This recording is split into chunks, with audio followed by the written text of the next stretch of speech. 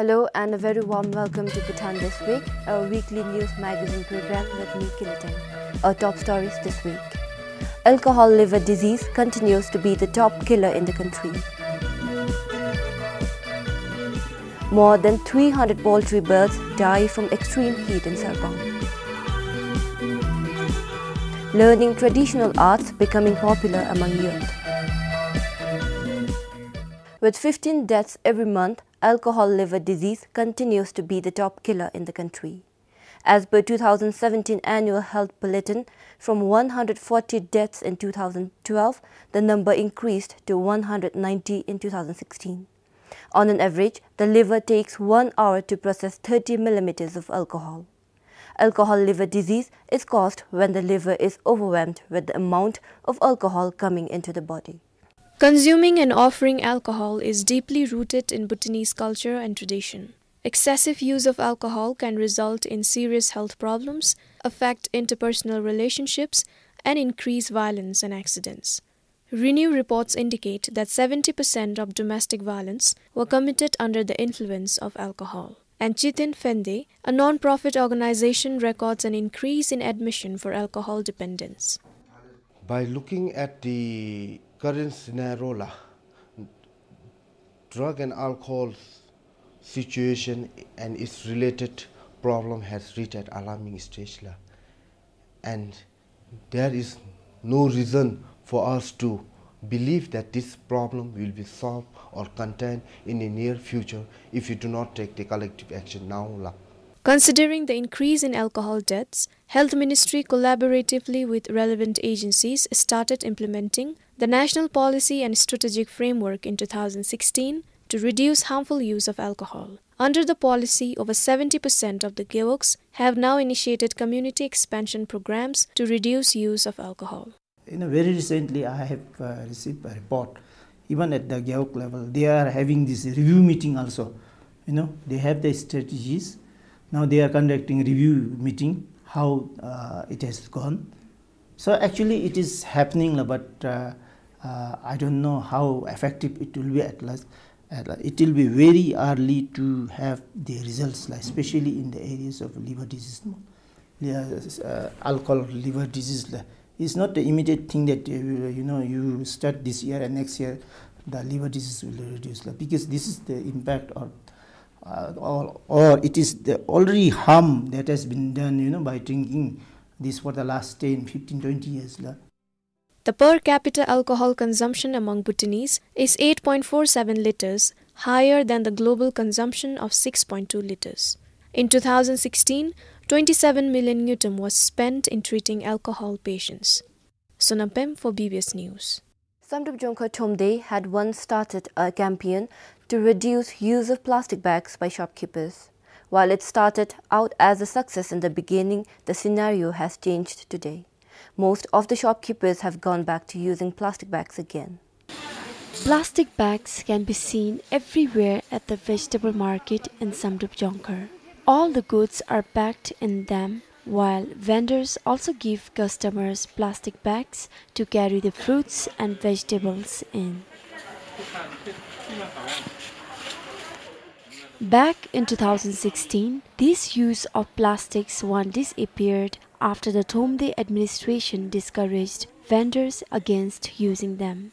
This initiative remained successful for almost a year, but slowly vegetable vendors started using plastic again.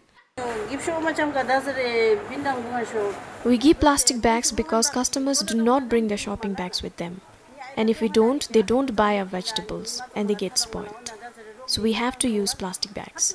Thomde has been telling us not to use plastics, but customers still don't bring shopping bags with them. So we have to give them plastic bags.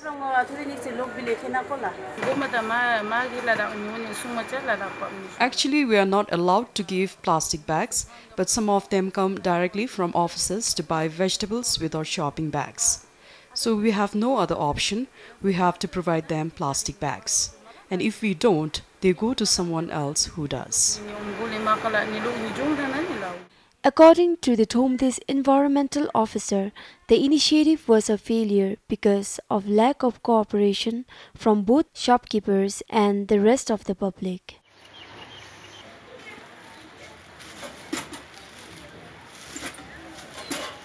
They shared they are also not able to monitor the shopkeepers strictly due to shortage of manpower. For Kilowanchu in Samrup Jonkar, Pema Salun BBS News. After becoming almost defunct a decade ago, efforts to revive the Tung Community Welfare Association Dairy Farm or the Waptung Dairy Farm of Tung Gewak in Pumthang are now on track. Agriculture Ministry took over the farm for 2 years from 2009 to 2010 to get it back into shape. The farm, however, is faced with challenges of raising Jersey calves in cold weather conditions and wild animals preying on its herd, among other issues. The farm currently has a herd of 69 cattle, of which most are predominantly Jersey purebred. All these calves are bred through artificial insemination, which are of mostly pure Jersey and cross Jersey semen.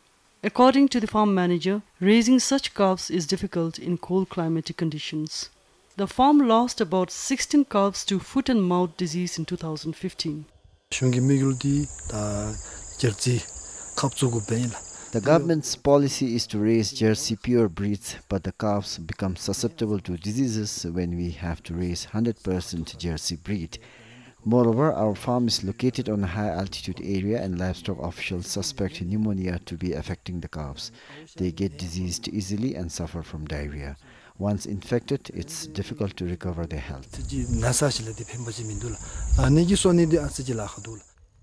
Also, the farm's pasture land is destroyed by marauding wild boars.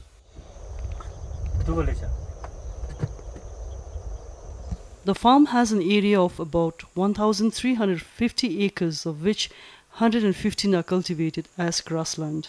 Therefore, due to its vastness, the farm is a usual roaming ground for wild boars. Moreover, as the farm is in a secluded place, wild animals also prey on the herd. It is located about 15 kilometers away from proper Tung Valley.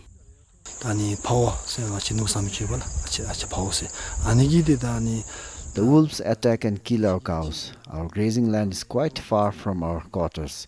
So when herders come for lunch break or take breakfast, the wolves target our cows. Once attacked, there is no chance of saving them. We lose about 2 to 3 cows to wolves every year.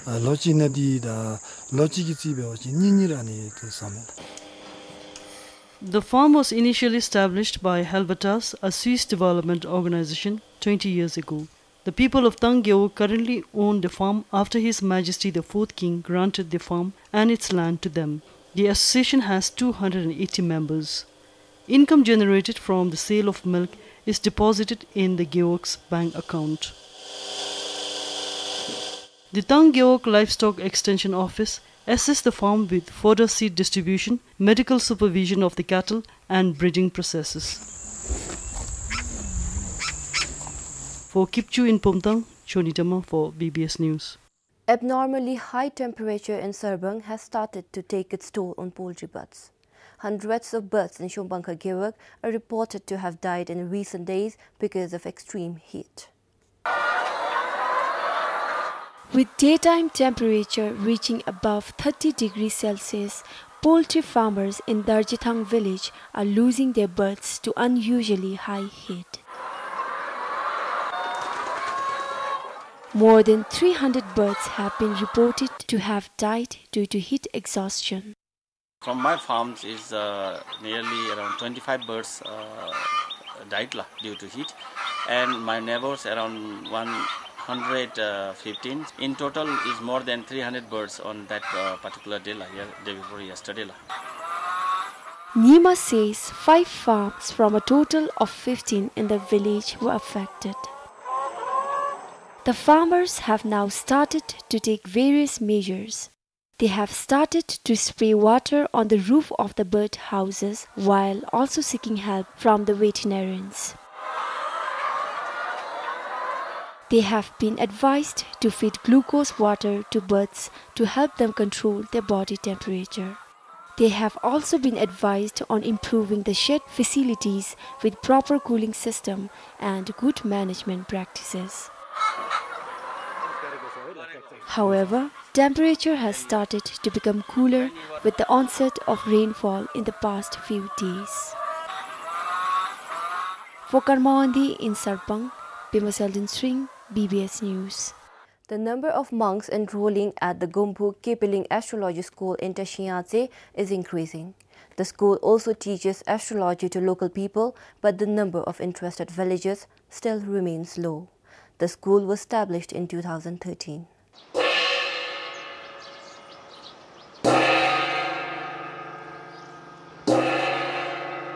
It is 9 in the morning as the bell rings for the classes to start. Student monks rush to their classrooms.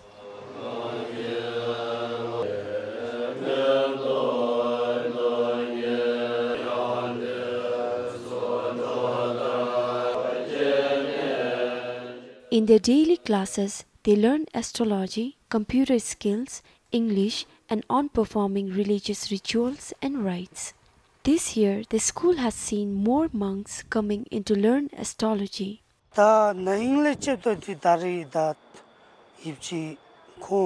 Compared to last year, the number has increased to 22 this time, including the young ones. Last year, we just had 13 of them.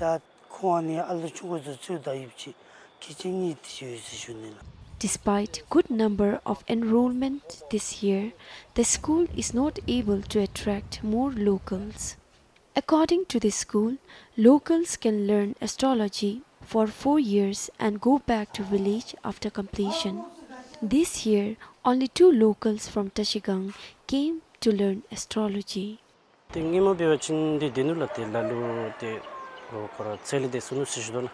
We had astrologers in the village, but some died while others are old now. We have only one astrologer and he is very old. Our village is big and it is difficult for one person to cater to everyone. So we came voluntarily so that we can replace him.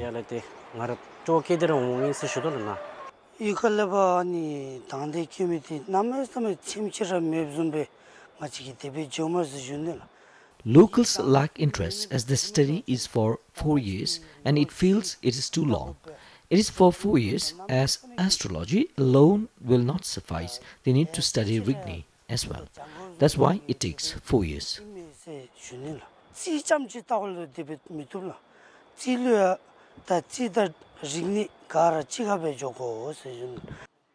The school is the only institution to teach astrology in the East. For Tringzam in Tashiangtse, Pimasaldan BBS News. Mingi Monastery in Punakha, commonly known as Nyalhaga, is getting a new structure constructed. It is on the verge of completion, but the locals are worried the remaining funds will not be enough. Their budget of 1 million yutam has already been used for constructing the outer structure. Nyalhaga was constructed by the divine madman Lam Drukpa Kinle. Near the monastery, a huge rock bears an imprint of a large fish. Locals believe this was created by the madman himself, from which the monastery got its name. When Lam Drupakile reached this place, a demon had turned into a large fish and was waiting to eat a group of fishes. Lama asked the young boys for a fish, but they refused. Lam, sensing the danger, caught the demon fish with his hands and threw it towards this rock. That was how the demon was subdued. Today, the old monastery lies in ruins. But since March, a new structure is being constructed for the monastery. In the old days, locals say every year the monastery would conduct a Sechu, but for more than 3 decades, it has not been held. Works are being done with funding from the Geok administration along with other private donors.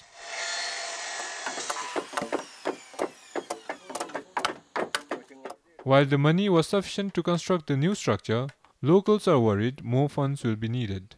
The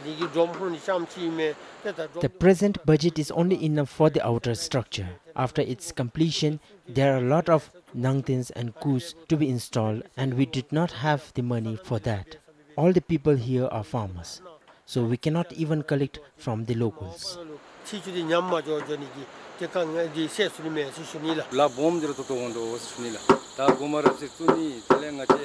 Works which are more extensive and important are yet to be done. We have completed the rapse and roofing. We do not have much time left. The earlier budget of 1 million ngiltrom was allocated for constructing a one-story structure, but we had to make it two-story. Most of the money was spent on the workers and to buy the materials.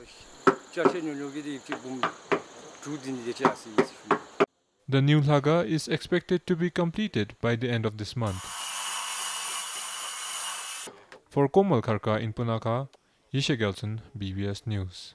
From a single plant in 2008, Nur Bahadur Mongar now has more than half an acre of flourishing strawberry plants.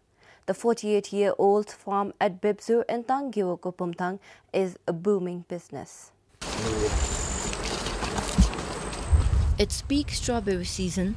Nur Bahadur Mongar and his wife are plucking the fourth round of their harvest with the help from the neighbor. Some of the berries are packaged in plastic boxes immediately after they are plucked, which are sold at 15 ngiltrom per box. Nur Bahadur started cultivating strawberry a decade ago with little knowledge about its cultivation. Over the years, as the plants propagated, he became a self-taught strawberry grower. He earns around 300,000 ngiltrom annually from the sale of the berries. Once during a trip to India, I saw a strawberry garden, and the moment I saw it, I was drawn into it. Then when I started settling in Pumthang, I saw the people here growing few plants in their gardens. After that, I also started to plant it, and the fruit thrived very well. With time, I started acquiring different skills and knowledge on its cultivation, and now I am making good money out of it. He said the kind of strawberry he grows was first introduced in Bhutan by late Dasho Keiji Nishoka, the Japanese agriculture expert who helped in reforming farming in the country. Today, despite Nur Bahadur's thriving berry plants, his business is occasionally faced with marketing challenges. I face a lot of problem with the packaging because by the time we deliver the harvest in the market, there are big chances of the produce getting spoiled. As the market here in Pumthang is very small, not even half of my harvest is consumed. Therefore, if there is some sort of help from the government in finding a better market and proper packaging materials, it would help me sell my produce easily.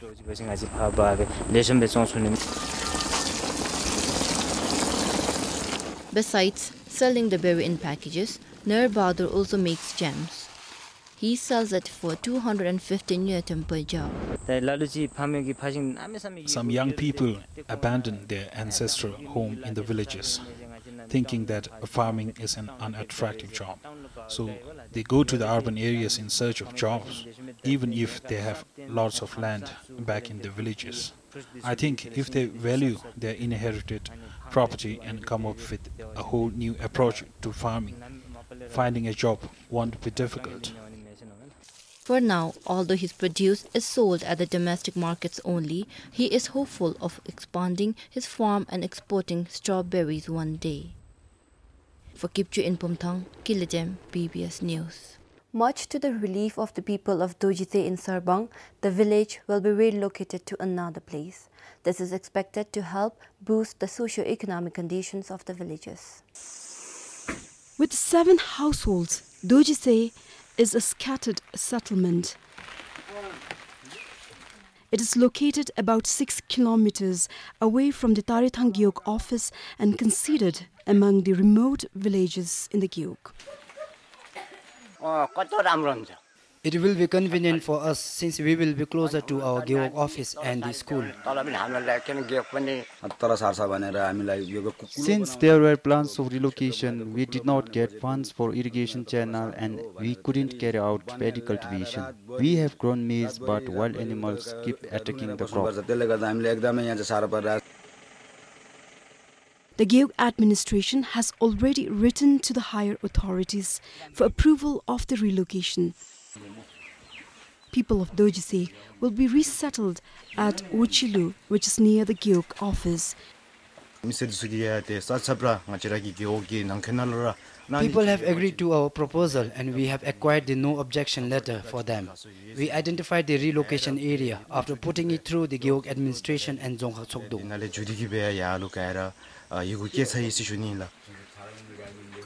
Geog officials said Wochilu has a vast area of vacant state land and is suitable for human settlement. For Karmawangdi in Sarpang, this is Pemal Hadan for BBS News. Over the years, learning traditional painting has gained popularity among the youth in the country. This is evident from an increasing number of trainees enrolled at the National Institute for Zorik Chusum in Thimphu. According to the institute, it is mainly because of better employment opportunity it has. Traditional painting is the most popular course at the institute today. From more than 200 trainees, almost half of them have taken up painting, dominating the rest of the courses. Traditional painting include house and furniture painting, murals and thangka painting among others. Since painting is considered as a basic to all arts, it is able to attract many students. With development taking place in our country, there are lots of construction going on. Because of that, there are more opportunities if we learn painting. That is why most of us are interested in it.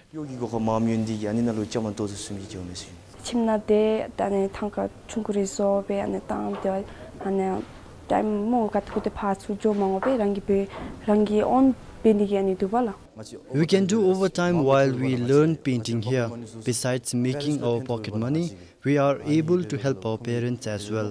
That is why many opt for the painting course. But there are also some people who do not appreciate what we do. The art is also confronted with several challenges. Having required materials and import of the same products, which are cheaper, are some of the current issues.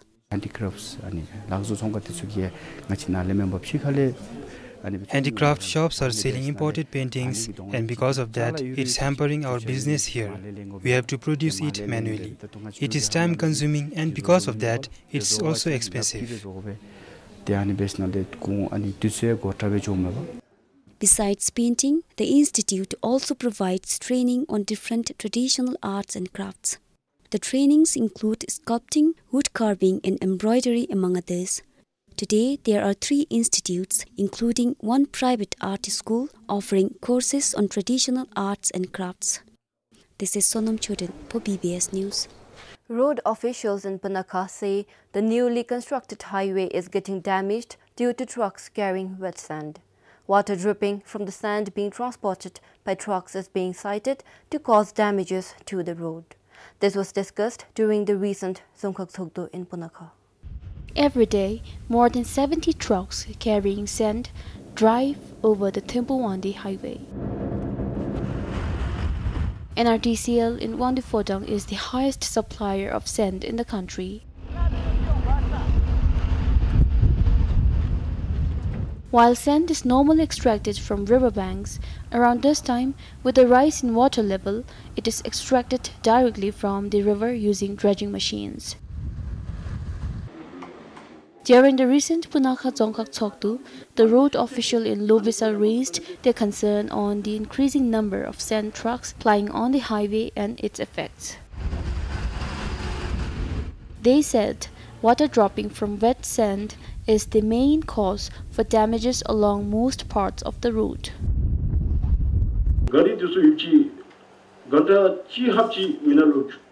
If they could at least keep the sand to dry for a few hours before they load into the trucks, it could be a lot better. The water impacts on the bonding of the road. There have been many crocodile cracks in the road due to the water from the sand. We keep maintaining it, but if they keep on damaging it, it is a big problem. NRDCL responding to the issue said it would take a long time for the sand to dry and only the consumers would be affected in the end.